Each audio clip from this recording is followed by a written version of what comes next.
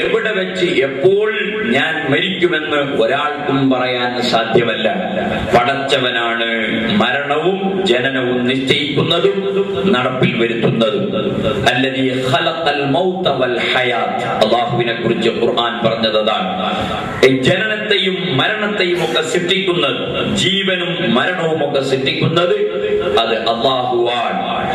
ആ പടച്ച തമ്പുരാൻ കണക്കാക്കിയ ഒരു ദിവസം, ഒരു സമയം ഈ ലോകത്തോട് മനുഷ്യൻ വിട പറയും എന്നതിൽ ആർക്കും സംശയമില്ല.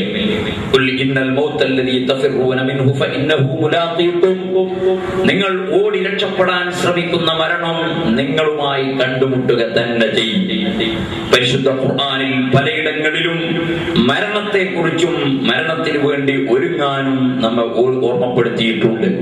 നബി സല്ലല്ലാഹു അലൈഹി വസല്ലം പറഞ്ഞു, അക്തിറു ദിക്ര ഹാദിമിൽ ലദ്ദാത്ത്, നിങ്ങളുടെ സർവരസങ്ങളും ആനന്ദങ്ങളും സുഖങ്ങളും സൗകര്യങ്ങളും എല്ലാം നശിപ്പിച്ചു കളയുന്ന മരണത്തെ നിങ്ങൾ ഓർക്കണം എന്നല്ല നബി സല്ലല്ലാഹു അലൈഹി വസല്ലം പറഞ്ഞത്. അക്തിറു ദിക്ര ഹാദിമിൽ ലദ്ദാത്ത്, മരണത്തെ ഓർക്കുന്നത് നിങ്ങൾ വർദ്ധിപ്പിക്കണം എന്നാണ് ഇവിടുന്ന് പ്രയോഗിച്ചത്. ഓർക്കണം, എപ്പോഴെങ്കിലും ഓർത്താൽ പോരാ. അക്തിറു ദിക്ര ഹാദിമിൽ ലദ്ദാത്ത്, ഞാൻ മരിക്കും എന്ന ബോധം എപ്പോഴും നമ്മെ നിയന്ത്രിച്ചു കൊണ്ടിരിക്കണം. എത്രമാത്രം മരണം നമ്മൾ മുമ്പിൽ കാണുന്നുവോ അത്ര നാം തെറ്റായ പ്രവർത്തനങ്ങളിൽ നിന്ന് മാറി നിൽക്കുന്നതാണ്.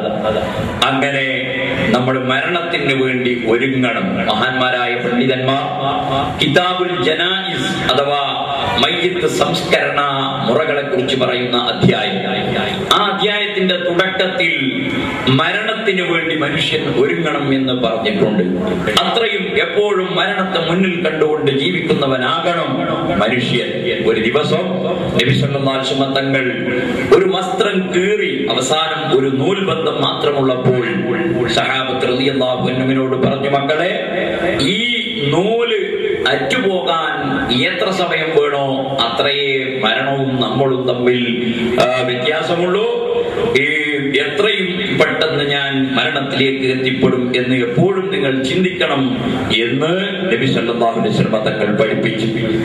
എന്നാൽ ഒരാൾ മരിക്കുന്ന അവസരം, ആ മരിക്കാൻ കിടക്കുന്ന ആളോട് ശേഷം അയാൾ മരിച്ചാൽ അദ്ദേഹത്തോടും മയ്യിത്തിനോടും നമുക്ക് ചെയ്യേണ്ടുന്ന ചില കടപ്പാടുകളുണ്ട്. മയ്യിത്ത് സംസ്കരണ മുറകൾ. മരിക്കാൻ കിടക്കുന്ന ആൾ, അദ്ദേഹത്തിന്റെ സമീപത്ത് നമ്മൾ കയറി ചെന്നാൽ അദ്ദേഹത്തിന്റെ മക്കളുടെയും കച്ചവടത്തിന്റെയും ദുനിയാവിന്റെയും കാര്യങ്ങൾ പറഞ്ഞ് അദ്ദേഹത്തെ വീണ്ടും ജീവിതത്തിന്റെ അല്ലെങ്കിൽ ദുനിയവിയായ ചിന്തകളിലേക്ക് തിരിച്ചു കൊണ്ടുവരാതെ നമ്മുടെ സംസാരങ്ങളെല്ലാം അദ്ദേഹത്തെ പാരത്രിക ലോകത്തേക്കും അല്ലാഹുവിനെ കണ്ടുമുട്ടാനുള്ള രംഗങ്ങളിലേക്കും ചിന്തിപ്പിക്കുന്ന സംസാരങ്ങളാകും. രോഗ സന്ദർശനം എന്നത് വളരെ പുണ്യമുള്ള സംഗതിയാണ്. രോഗിയെ സന്ദർശിക്കുന്ന വ്യക്തികൾക്ക് വലിയ പുണ്യമുണ്ടെന്ന് നബി സല്ലല്ലാഹു അലൈഹി വസല്ലം പഠിപ്പിച്ചു. അത് വിവരിക്കാൻ ഇവിടെ സമയമില്ല. ഇമാം മുസ്ലിം തങ്ങൾ റിപ്പോർട്ട് ചെയ്ത ഹദീസിലുണ്ട്, ഒരാൾ രാവിലെയാണ് ഒരു മുഅ്മിനായ മനുഷ്യനെ രോഗം കാണാൻ പോകുന്നതെങ്കിൽ വൈകുന്നേരം വരെ ഇവന് വേണ്ടി ഇവന്റെ ജീവിതത്തിൽ പലപ്പോഴായി ചെയ്തു പോയ തെറ്റുകൾ പുറത്തു കിട്ടാൻ അല്ലാഹുവിനോട് ഇസ്തിഗ്ഫാർ നടത്താൻ 70,000 മലക്കുകളെ സ്പെഷ്യലായി അല്ലാഹു സൃഷ്ടിക്കുന്നതാണ്. ഈ മലക്കുകൾക്ക് അല്ലാഹു നൽകുന്ന ഒരേ ഒരു ഡ്യൂട്ടി ഈ രോഗസന്ദർശനം എന്ന പുണ്യകർമ്മം ചെയ്ത മനുഷ്യന് വൈകുന്നേരം വരെ മഗ്ഫിറത്തിന് വേണ്ടി അല്ലാഹുവിനോട് ആവശ്യപ്പെടുക എന്നതാണ്. വൈകുന്നേരമാണ് ഒരാൾ പോകുന്നതെങ്കിൽ നേരം വെളുക്കുവോളം അദ്ദേഹത്തിന് വേണ്ടി മാപ്പിരക്കാൻ 70,000 മലക്കുകൾ അല്ലാഹു സൃഷ്ടിക്കുന്നതാണ്. അത്ര പുണ്യമുള്ള കാര്യമാണ് രോഗസന്ദർശനം എന്ന് സയ്യിദുനാ മുഹമ്മദ് റസൂലുള്ളാഹി സ്വല്ലല്ലാഹു അലൈഹി വസല്ലം പഠിപ്പിച്ചു. രോഗിയുടെ സമീപത്തെത്തിയാൽ എപ്പോഴും അദ്ദേഹത്തെ പാരത്രിക ലോകത്തിലേക്ക് അടുപ്പിക്കാനുള്ള സംസാരങ്ങൾ മാത്രമേ നമ്മുടെ ഭാഗത്ത് നിന്നുണ്ടാകാൻ പാടുള്ളൂ. രോഗിയോട്, അത് അത്യാസന്ന നിലയിൽ കിടക്കുന്ന രോഗിയാണെങ്കിൽ അദ്ദേഹത്തോട് ഇമാം മുസ്ലിം തങ്ങൾ റിപ്പോർട്ട് ചെയ്ത ഹദീസിൽ കാണാം, നിങ്ങൾ മരണമാസന്നമായവർക്ക് ലാ ഇലാഹ ഇല്ലല്ലാഹ് എന്ന് ചൊല്ലിക്കൊടുക്കണം. അദ്ദേഹം അത് ചൊല്ലിക്കഴിഞ്ഞാൽ പിന്നെ മറ്റു സംസാരങ്ങളൊന്നും അദ്ദേഹത്തിന്റെ ഭാഗത്തു നിന്നുണ്ടായില്ലെങ്കിൽ നിങ്ങൾ പിന്നീട് ചൊല്ലിക്കൊടുക്കേണ്ടതില്ല.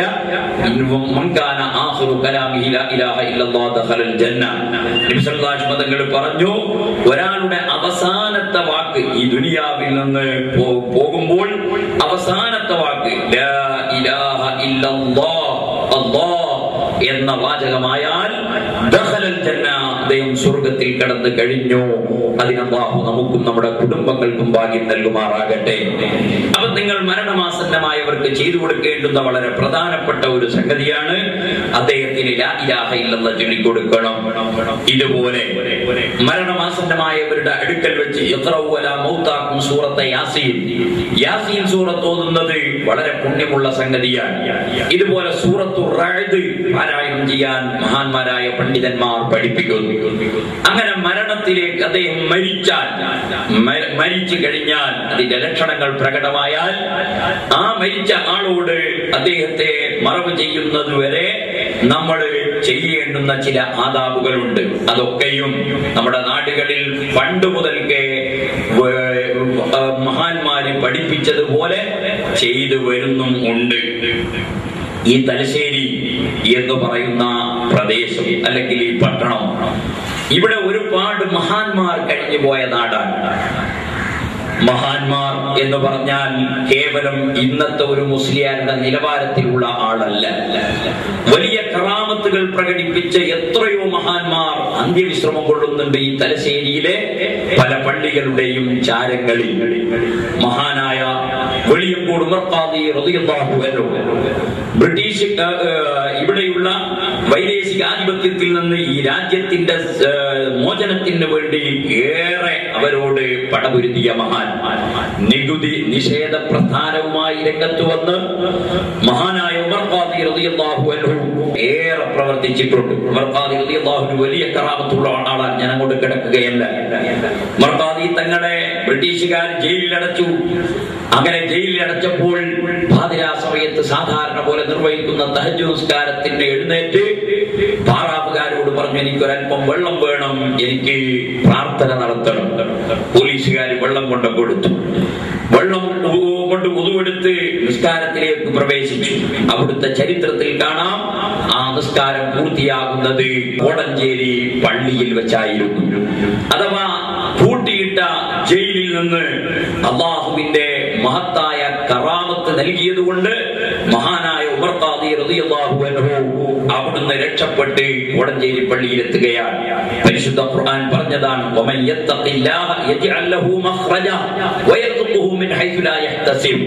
പടച്ചവനെ സൂക്ഷിക്കേണ്ട രൂപത്തിൽ സൂക്ഷിച്ച് ജീവിക്കുന്ന മുത്തഖീങ്ങൾ യജ്അൽ ലഹു മഖ്റജ, അവർക്ക് പുറപ്പെട്ടു പോകാനുള്ള വഴികൾ അല്ലാഹു നൽകുന്നതാണ്. അത് ജയിലിൽ പൂട്ടിയിട്ടാലും അവരെ ചങ്ങലക്ക് കുടുക്കിയാലും എന്ത് ചെയ്താലും അല്ലാഹു അവർക്ക് പുറപ്പെട്ടു പോകാനുള്ള വഴി നൽകും. അങ്ങനെ ലഭിച്ച മഹാനാണ് ബഹുമാനപ്പെട്ട ഉമർ ഖാദി റളിയല്ലാഹു അൻഹു. ആ ഉമർ ഖാദി റളിയല്ലാഹു അൻഹുവിന്റെ ഉസ്താദാണ് നമ്മുടെ അയ്യരത്ത് പള്ളിയുടെ ചാരത്ത് അന്ത്യവിശ്രമം കൊള്ളുന്നത്. അപ്പൊ ആരായിരിക്കണം ഇവിടെ കിടക്കുന്ന മഹാൻ? നമ്മള് മുറ്റത്തെ മുല്ലക്ക് മണമില്ലെന്ന് പറഞ്ഞതുപോലെ നമുക്ക് എപ്പോഴും ഇവിടെ വരുന്നത് കൊണ്ട് അതിന്റെ ഗൗരവം മനസ്സിലാക്കില്ല. നാം അറിയാതെ പാതിരാവുകളിൽ ഇവിടെ വന്ന് ഈ മഹത്തുക്കളെ സന്ദർശിച്ച് ബർക്കത്തെടുത്തു പോകുന്ന എത്രയോ നല്ല മനുഷ്യന്മാരുണ്ട്. അപ്പൊ ഈ രൂപത്തിൽ മാത്രമല്ല, ഇവിടെ കുഞ്ഞായി മുസ്ലിയാർ ജീവിച്ച് മതപ്രബോധനം നടത്തിയ നാടാണ്. പുതിയോട്ടിൽ അബ്ദുള്ള മുസ്ലിയാർ എന്ന് പറയുന്ന പാറക്കടവ് വലിയ ഖാദി 1953 ഇവിടെ ഈ ഫിത്വാദികളുടെയൊക്കെ പ്രവർത്തനങ്ങൾ സജീവമാകുന്നതിന്റെ മുൻപ് 953 പെരിന്തൽമണ്ണയിൽ കേരളത്തിലെ ഉമറാക്കൾ കൂടി ഒരു വലിയ സമ്മേളനം സംഘടിപ്പിച്ചപ്പോൾ ആ സമ്മേളനത്തിൽ 9 പണ്ഡിതന്മാരെയാണ് ക്ഷണിച്ചിരുന്നത്. ആ 9 പണ്ഡിതന്മാരിൽ ഒരാളായിരുന്നു പാറക്കടവ് വലിയ ഖാദിയാർ എന്ന പേരിൽ അറിയപ്പെടുന്ന പുതിയോട്ടിൽ അബ്ദുള്ള മുസ്ലിയാർ. ആ പാറക്കടവ് വലിയ ഖാദി പക്ഷേ ആ സമ്മേളനത്തിന് അദ്ദേഹത്തിന് പങ്കെടുക്കാൻ കഴിഞ്ഞില്ല. സമ്മേളനത്തിന്റെ തലേ ദിവസം അദ്ദേഹം മരിച്ചുപോയി എന്നാണ് ചരിത്രത്തിൽ പറയുന്നത്. ആ കോൺഫറൻസ് അറിയപ്പെടുന്നത് പിന്നീട് അഷ്ടഉലമാ കോൺഫറൻസ് എന്ന പേരിലാണ്. എന്റെ ചെറുപ്പക്കാരോട് ഞാൻ പറയുന്നു, കേരളീയ മുസ്ലിങ്ങളുടെ ചരിത്രം നാം നന്നായി പഠിക്കണം. കേവലം ആരെങ്കിലും എന്തെങ്കിലും എന്ന് പറയുമ്പോഴേക്ക് പൂർവ്വകാലം മുതലേ പണ്ഡിതന്മാരുടെ അംഗീകാരത്തോടുകൂടെ അവരുടെ സമ്മതത്തോടുകൂടെ നടന്നു വരുന്ന ആചാരങ്ങളും അനുഷ്ഠാനങ്ങളും വിശ്വാസങ്ങളും അത് വലിച്ചെറിഞ്ഞ് നമ്മുടെ ഈമാനും തഖ്വയും ദീനും നാം നശിപ്പിച്ച് കളയരുത്. അപ്പൊ ഈ തലശ്ശേരിയെ സംബന്ധിച്ചിടത്തോളം വലിയ വലിയ മഹാന്മാർ കഴിഞ്ഞുപോയ നാടാണ്. ഖുതുബി മുഹമ്മദ് മുസ്ലിയാർ ആരായിരുന്നു? ഞാൻ